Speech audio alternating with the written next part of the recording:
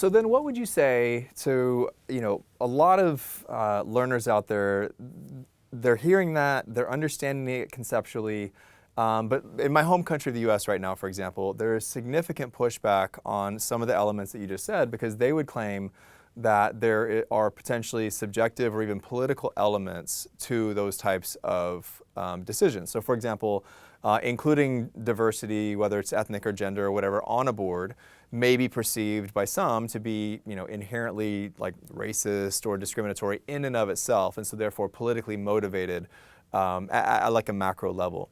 What would you say to someone who's maybe skeptical in that regard in terms of the ultimate purpose of these types of ratings and indexes?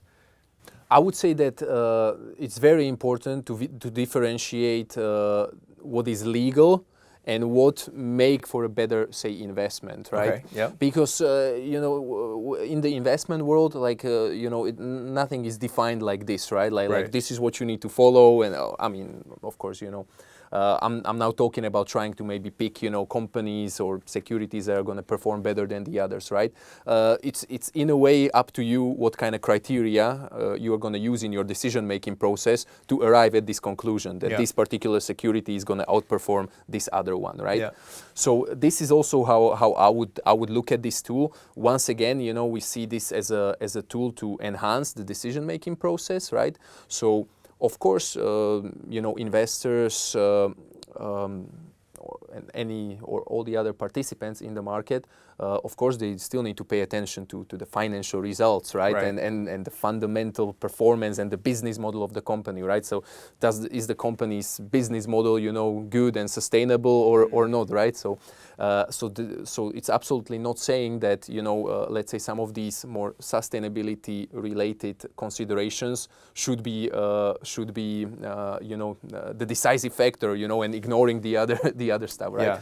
It's all about complementing, having the fuller picture and complementing, as I mentioned, your financial decisions with these considerations. So again, as I mentioned before, it's about that, containing all those risks that can come from these extra financial factors, right? So not just looking at the company's really financial statements, let's say, which we can say was the traditional financial analysis, right? But also trying to see, okay, can any of these risks, whether they are ESG related or anything else, can they result in the future in deterioration of the financial performance, right? So this is how I would more think about these things. And again, then when we are talking about things like the legal limits for pollution, right? Like why shouldn't you, maximize it when we are talking about diversity, whether in the workforce or on the board and so on. Of course, we try to make a case why these things matter, right? So, and as I mentioned before, we try to test these, using numbers. With financial matrix that we can actually test, we can compare companies on and so on, such as the transmission channel framework that I mentioned. So if we see consistently that, let's say, companies that have more diverse workforce, right? And of course, this is defined differently in different markets and so on, or companies that pollute less.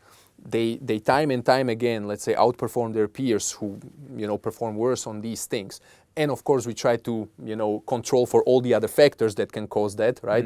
Because of course, you cannot just compare, a company that is, bigger, more profitable to one that is not, and say that it's because, they are more diverse. But if we try to control for all of these other metrics, which we always try to do in our research, right? So, for example, control for the size of the company, control for, where it is based, right? On the credit side, of course, we are trying to control for differences in credit ratings, right? Because of course, like these are the key, you could say, performance drivers. And we still see that, let's say, the companies, again, who pollute less or are more diverse, perform better. We can start to at least, think that there can be some connection there, right? Yeah. So this is how I would look at it. Of course, if we see that that a factor doesn't seem to be correlated at all with, let's say, enhanced financial performance or enhanced investment performance from an investor point of view, and it is being mandated, from whichever side. Of course, we can question the validity of that, but that's a whole different discussion, why that is being done. Yeah. Of course, when it comes to regulation, we are not there to question regulation, right? I mean, governments, they decide, how they want to regulate, industries in their country.